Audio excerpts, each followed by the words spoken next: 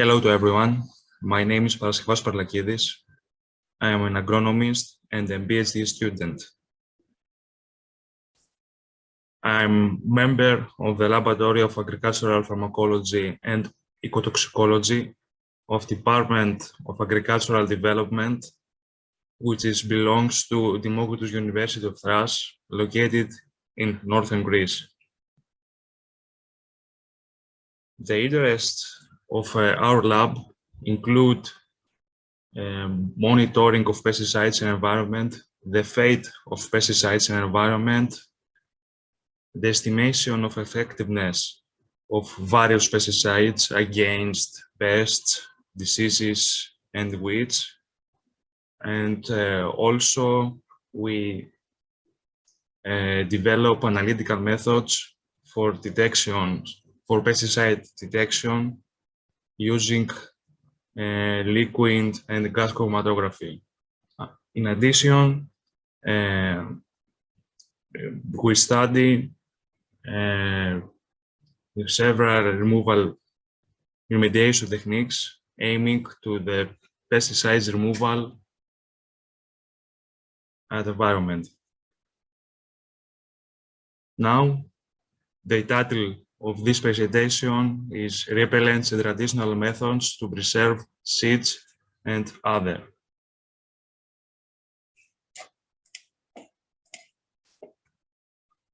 Firstly, I want to describe the outline of this presentation. This presentation is consisting of 4 sections. The first section is introduction. With this section, I want to define some terminologies and some introduction informations. The next section is related to the pest control in agriculture, of course, using traditional repellents. As you can see, this section has 6 subsections. The next section is consisting of, again, 6 subsections. Is related with public health management using traditional repellent methods. And the final one is about the future of traditional repellents, how we can take advantage of our previous knowledge.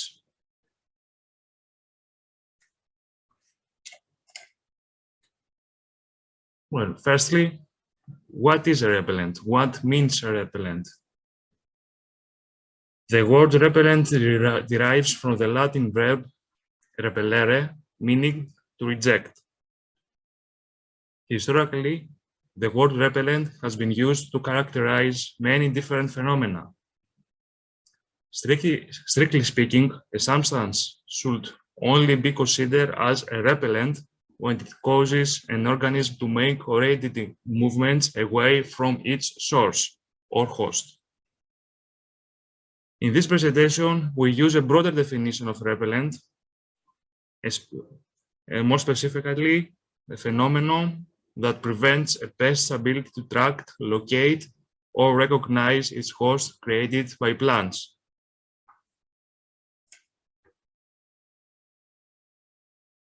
The main uses of repellents. Plants have been used for hedgeries in the form of fumigants, where plants were burned to drive away mainly mosquitoes, and later as oil formulations applied to the skin or clothes. So in the past, humanity had two main uses of repellents. The first one was the pest control in agriculture, and the second one was the public health management.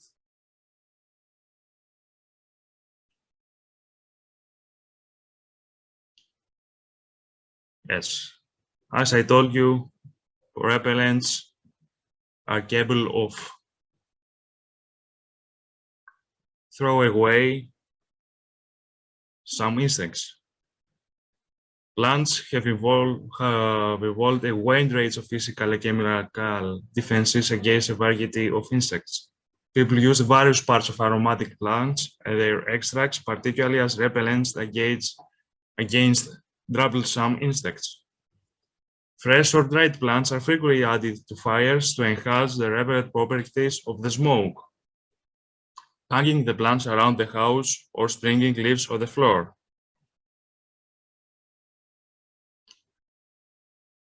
The plants contain some substances which have this ability.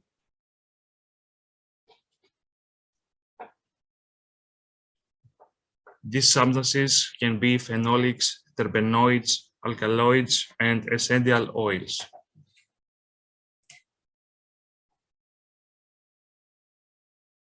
The function of phenolics are diverse, contributing to cell wall structure, flower color, and defense against both vertebrate and invertebrate herbivores. They are commonly found in vegetables and fruits. Important phenolics in terms of insecticidal and repellent function are the flavonoids.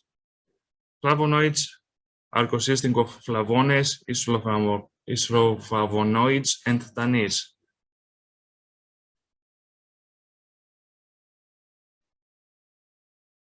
Terpenoids are among the most widespread and structurally diverse of the plant products. They are applied in vapor form, powder, or fumigants. Common examples include belay leaf, citronella, eucalyptol, linalool, and limonel.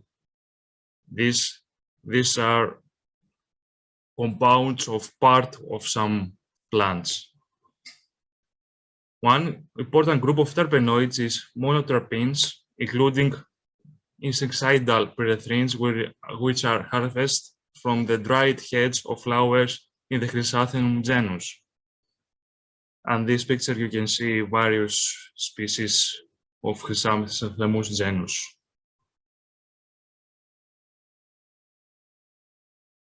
Alkaloids are insecticidal at low concentration and frequently toxic to vertebrates.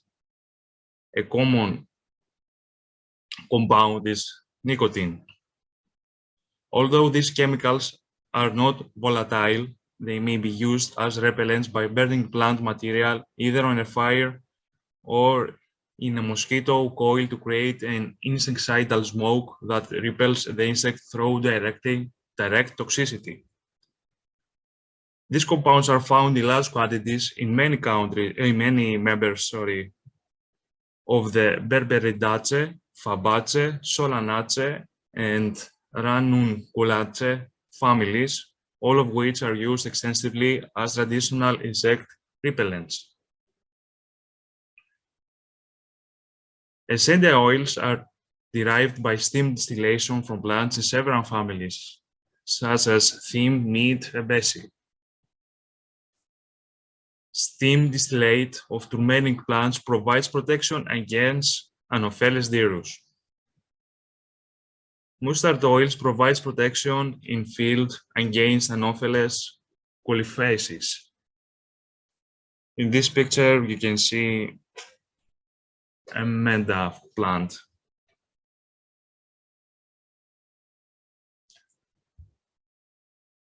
And also, repellents were used at granaries. Granaries were often fumigated. People burned plants with various aromatic plants, for example, rosemary, myrrh, juniper. Aromatic plants were also hung near the entry openings of the granaries. And this picture, you can see from the left to the right, a traditional granary, a rosemary, a myrrh, and a juniper. Now about the public health management. Mosquito At past, it was very dangerous and was the main aim to detect and eliminate in order to avoid some serious diseases, human diseases. Some mosquito species belonging to the genera Culex species, Aedes, and Anopheles are important disease transmitters. Passing from host to host, some transmit extremely harmful diseases such as malaria, dengue, leishmaniasis, filariasis, and Chagas disease. And these pictures you can see on the central one a fumigation machine, a modern fumigation machine, and how people applied the fog.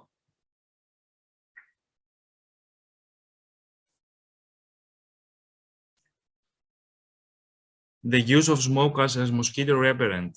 Smoke is the most widely used means of repelling mosquitoes. The smoke may disguise human pheromones and disrupt convention currents essential in mosquito host location. Burning may release repellent or irritant molecules. The molecules released by the plants also may be insecticidal. For example, pyrethrum, which was found in Chrysanthemum species. Burning wood and adding repellent plants to it probably works in several ways too.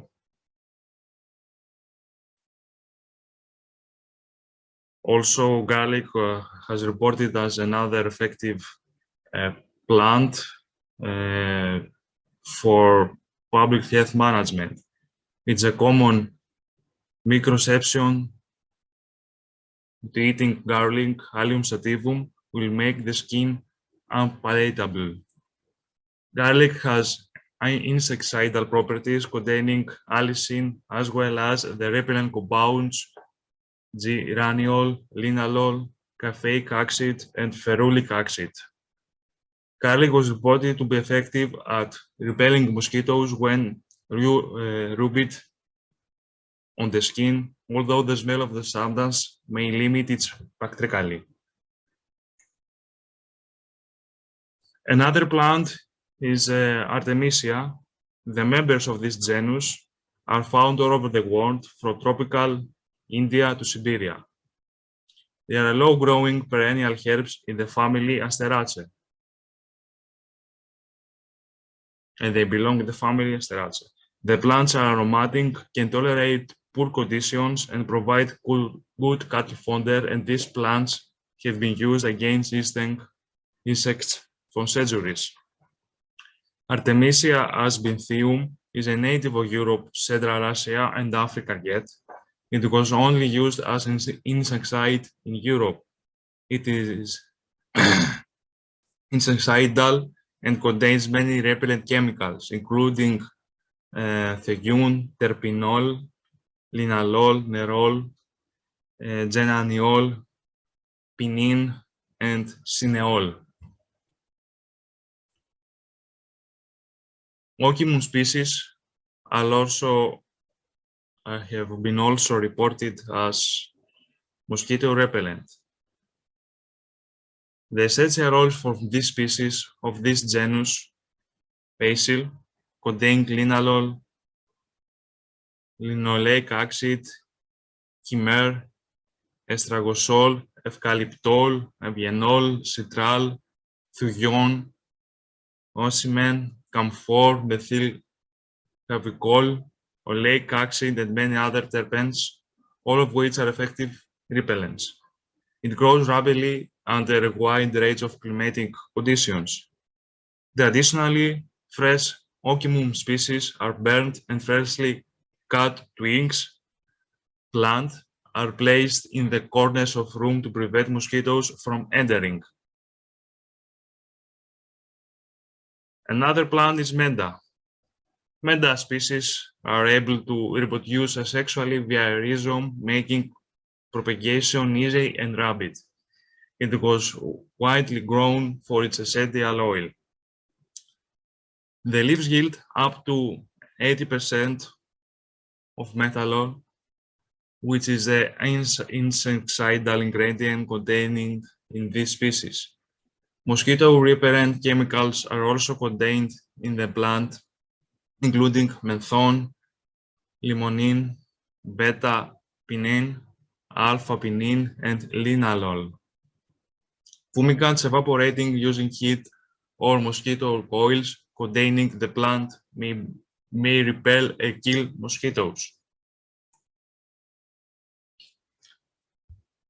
Now, which is the future of traditional repellents? Nowadays, compared to repellents, synthetic insecticides dominate.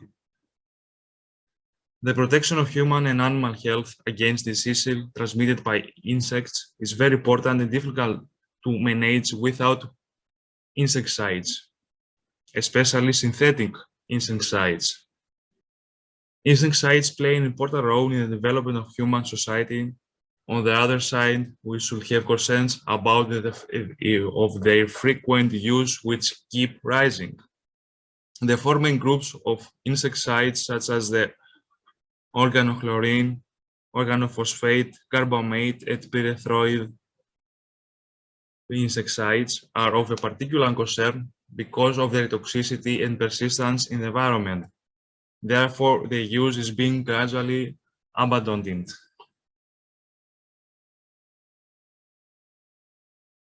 The negative effects of chemically synthetic insecticides on human and animal health are known, but I want to refer them again. First of all, pesticide resistance in some pests, water, soil, and air contamination that transfers chemical residues along the food chain, reduction of biodiversity and nitrogen fixation, destruction of marine and bird life, of contributing genetic defects in subsequent generations, changes in the natural biological balances by means of a reduction of beneficial and non-target organisms and insects, including predators as well as parasites of pests, in addition to honeybees.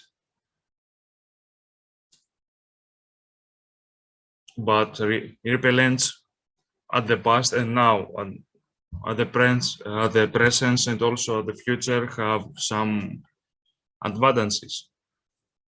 First of all, much higher diversity as well as frequency of pollinators and natural enemies of pests are seen in crops treated with plant extracts, unlike crops which are treated using synthetic insecticides. Products based on plant extracts usually contain synergistically acting mixtures of active substances that exhibit various mechanisms of action, which prevents the development of resistant pest populations. Apart from some exceptions, plants which do not contain any substances toxic to homeothermic animals or human population. But why the modernization and the use of traditional repellents is limited today? Many prospective plants are extremely difficult to grow in such a way that could provide a sufficient amount of high-quality material suitable for the isolation of active substances. They may contain non-selective substances that may have a negative impact on non-target organisms. These substances are very unstable in the environment. They diffuse rapidly in the environment, and thereby the persistence of their effect is remarkably reduced. The quality of commercial formulations should be improved so that insufficient persistence of their effect, quality, stability of products are guaranteed.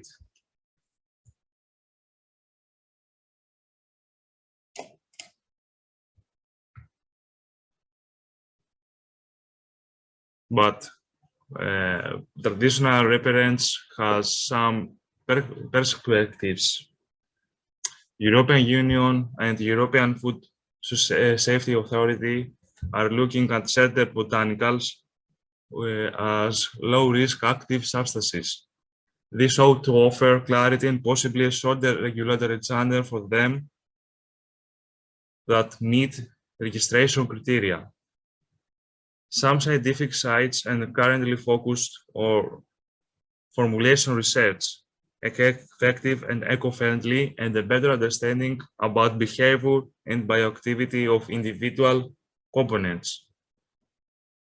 Consumers and supermarket chains require lower pesticide residue levels, so the use of traditional repellents and the use of modernization of traditional repellents with new formulation would be an alternative and effective solution for pest management.